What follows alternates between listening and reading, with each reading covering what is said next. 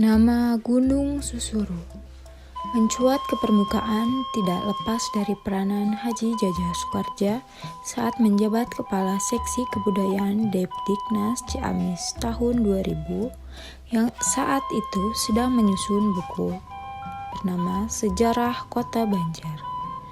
Gunung Susuru sebagai petilasan Kerajaan Galuh Kertabumi dijadikan dasar pertimbangan karena singa berbangsa satu yang merupakan cicit Prabu Dimuntur, penguasa Kertabumi, adalah tokoh yang memindahkan pusat pemerintahan dari Galuh Kertabumi ke Banjar Pataruman.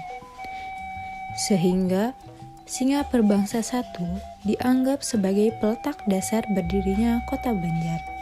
Sebelum Belanda menerapkan kultur Restelcel di Galuh, Gunung Susuru merupakan kawasan hutan lebat yang sudah disakralkan oleh masyarakat sekitarnya.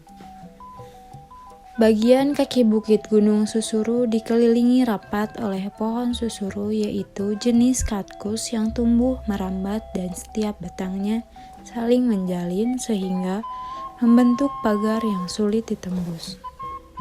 Oleh karena itu, banyak binatang liar di kawasan Gunung Susuru seperti babi hutan, rusa, kijang, landak, monyet, dan lain-lain sebagai kawasan yang disakralkan, masih masyarakat yang melakukan ritual pemujaan, walau saat itu agama Islam sudah berkembang pesat.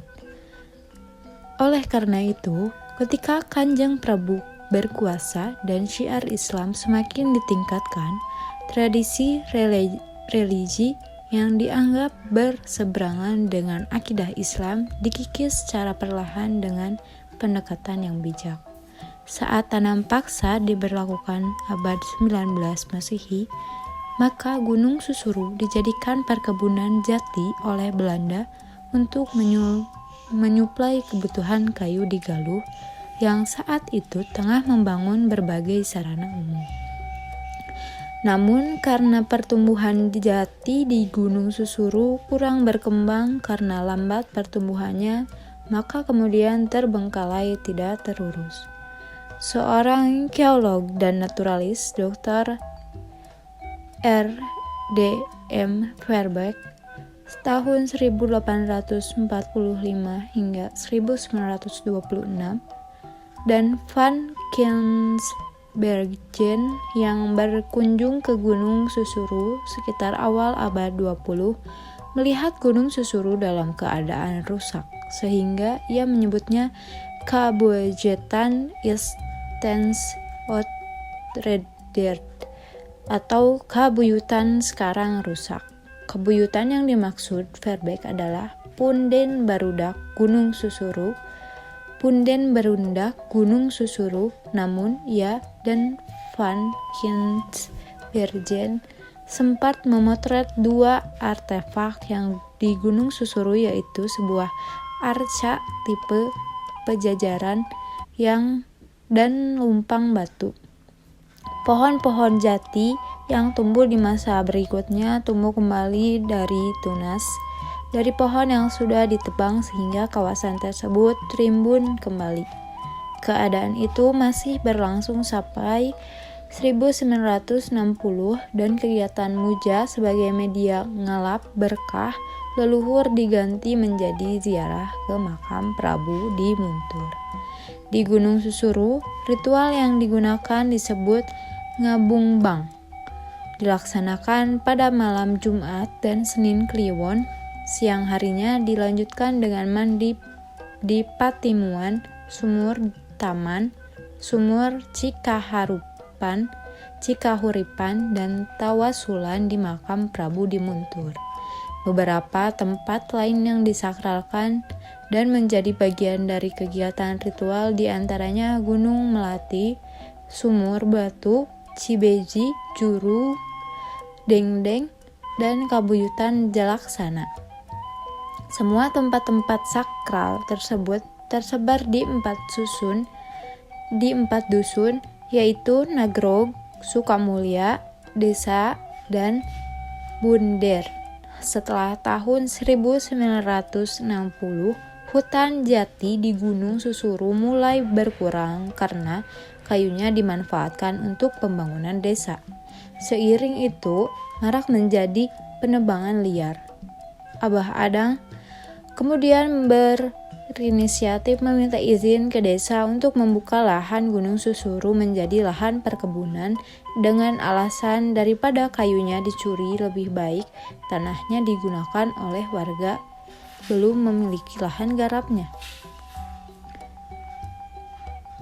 Akhirnya, Abah Adang bersama warga menebang semua pohon jati di Gunung Susuru dan tanahnya dibagi menjadi 75 kapling dengan total luas tanah 9 hektar. Oleh 75 orang petani lahan tersebut ditanami padi huma, palawija, dan kelapa. Penanaman palawija dilakukan selama 3 tahun dan dihentikan setelah pohon kelapa tumbuh besar. Saat pembukaan lahan tanah pertanian di Gunung Susuru, para penggarap lahan banyak menemukan struktur batu berupa balai dan berbagai artefak berupa gerabah dan keramik yang berlimpah. Struktur balai yang masih utuh membentuk teras yang berundak-undak ditemukan di barat daya Gunung Susuru, yaitu di Bobojong yang menjorok ke Curug Cipanang. Di kawasan itu, Abah Adang saat itu masih menyaksikan adanya struktur balai sehingga 1 meter membentuk ruang persegi dengan panjang sekitar 3 x 4 meter, namun kemudian dibongkar. Sampai saat ini, struktur batu bala yang masih asli terdapat di kawasan barat daya Gunung Susuru. Karena para penggarap tidak mengetahui tentang nilai sejarah, maka banyak struktur bala yang rusak karena dibongkar untuk kepentingan lahan tanam. Namun, batu patapaan 1-4 tidak dibongkar karena sebelumnya sudah dikenal sebagai tempat-tempat yang disakralkan sejak dulu. Kandungan artefak yang melimpah di Kertabumi mulai terlacak setelah Denny SIP mendata berbagai benda sejarah yang menjadi koleksi Maela, istrinya Mbah Adang, yang dikenal sebagai Indung Berang. Maela banyak memiliki benda pusaka yang diantaranya didapat dari Gunung Susuru. Maka penelusuran Denny SIP melanjutkan ke Gunung Susuru dan hasilnya dilaporkan ke Dinas Pendidikan dan Kebudayaan melalui Haji Jaja Soekarja, Kasih Kebudayaan Dikbud Ciamis, yang kemudian meninjau lokasi tanggal 6 Oktober tahun 2000. Kunjungan para peneliti yaitu tanggal 7 November 2000, Dr. Tony Jubiantoro sebagai Kepala Balar Bandung bersama timnya diantaranya Insinyur Agus meninjau Gunung Susuru didamping Haji Mehmet Slamet Asda II dari Setda Ciamis. 27 Desember tahun 2000 kembali berkunjung. Dr.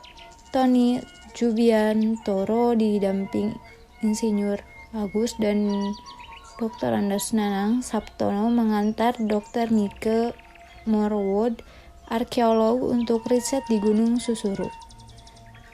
Mike Morwood adalah dosen Australian arkeologi yang terkenal karena menemukan Homo floresiensis yang diliris tahun 2004. Kemudian dari Februari sampai Agustus berturut-turut datang peneliti dan sejarawan, yaitu R. Gun-Gun Gurnadi, kemudian Insinyur Agus, Dr. Endang Widyastuti, dan Dr. Randes Sudarti dari Balar Bandung. Di bulan Mei, Dr. Radiana Kartakusuma dari Puslit Arkeologi Departemen Kebudayaan datang meninjau peneliti yang dipimpin oleh Insinyur Agus dari tinjauan para ahli sejarah, terutama para arkeolog, terdapat berbagai temuan di Gunung Susuru yang penting nilainya bagi kesejarahan. Maka tahun 2000, pengelolaan tanah pertanian Gunung Susuru dihentikan karena pentingnya Gunung Susuru bagi kesejarahan di Gunung Susuru.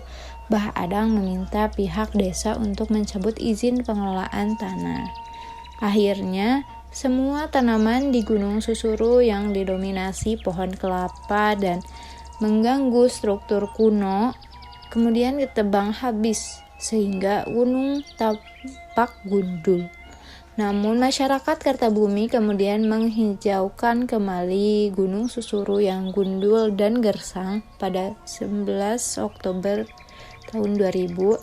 Sekitar 1.000 orang warga bergerak membantu pemerintah untuk memulihkan Gunung Susuru di sepanjang 2000 sampai 2003. Gunung Susuru berubah total dari lahan pertanian akhirnya menjadi ladang penelitian sejarah. Hasilnya kini Gunung Susuru menjadi tempat yang nyaman untuk dikunjungi. Pohon-pohon jati yang ditanam saat penghijauan kini sudah merindangi Gunung Susuru. Namun saat musim kemarau menjadi beberapa kali kebakaran akibat kekeringan. Saat itu Gunung Susuru sudah dikembangkan dan menjadi salah satu objek wisata sejarah Kabupaten Ciamis.